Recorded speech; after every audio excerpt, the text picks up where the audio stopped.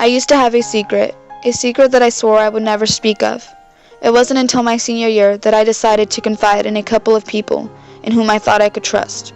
But I guess not everyone knows how to keep a secret, right? Some might have overheard some stories, but I'm here to say the truth and to help others who are going through something similar to what I did. I hope my personal experience helps others choose differently than what I chose. When I was 12, both my grandparents passed away on the same day. My grandma had a heart attack at about 3 a.m., and my grandfather soon passed away that afternoon due to his smoking addiction. It was a devastating moment for my family and I. Dealing with 2 funerals for 2 people in whom you loved and adored is probably one of the hardest things my family and I had to go through. I still remember my mom wouldn't talk to us for what seemed like forever. She would close herself in her room and cry every hour of the day for what seemed like the longest, most miserable days of my life. I tried to understand her. I mean, I would have gone crazy too if both of my parents died the same day. But at the same time, I was angry at her. Angry that she had left me alone with no one to guide me through the pain that I also felt. I slowly began to lose my mother. She became depressed and she isolated herself from us. My family was known for being such a huge family, but yet I was left on my own. My father wasn't there for my mother or for my brothers and sisters. All he ever cared about was alcohol. My brother was living his own hell. He couldn't even control his drug addiction. How could he possibly help any of us when he couldn't help himself? My sisters all had to deal with problems of their own. They had children to take care of now. I found myself alone, with no one to talk to, no one to turn to. Usually when tragic things like this happen to a family, there is support. Mine had none. My family was falling apart right before my eyes. As the days went by, I developed an eating disorder. It seemed like the right thing to do at the time.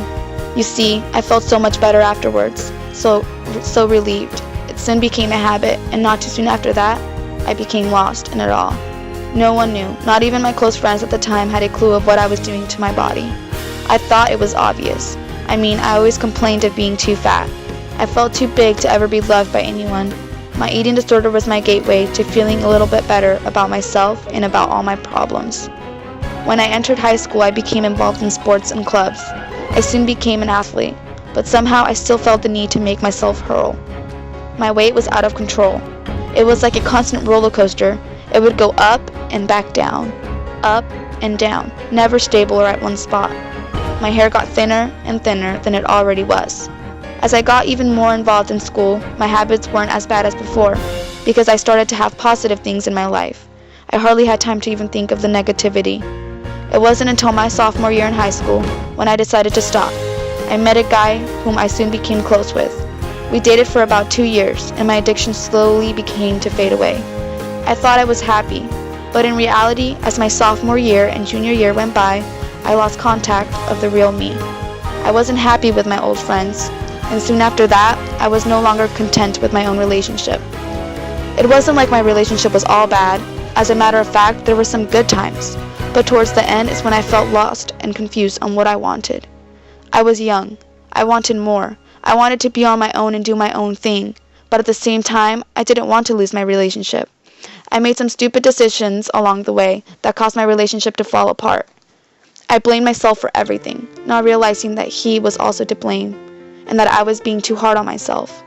I had to make new friends and try to find the good in other things. My senior year came crashing down. The feeling of loneliness that I felt when I lost both of my grandparents all came back. I started to go back to not eating, and when I ate, I would make myself hurl. At one point, I would ask myself, why am I even here? The days went by, and I developed new relationships with people I can now call family. My new friends were very supportive, but I still felt worthless. I would purposefully miss school because I hated myself. I hated myself because I felt like everything was my fault. I felt like losing my old friends was my fault. Losing my relationship, my fault. Everything I saw in myself was disgust. Fixing what was inside seemed so hard, so I thought that fixing my exterior appearance seemed the easiest way to feel somewhat good about myself and my problems. If you would see me around school, you'd always see a smile on my face, always laughing, always having that bubbly personality, but that was all a mask to keep everyone out of my personal business. February 20th, 2014 was the day I decided I was done. I had to change my ways, not only for myself, but also for family and friends. I started to value my health much more, and I turned around my eating habits.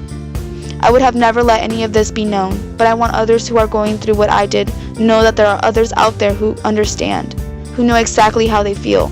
Even though my whole experience has been constant highs and lows, I managed to push through it all and find my happy place.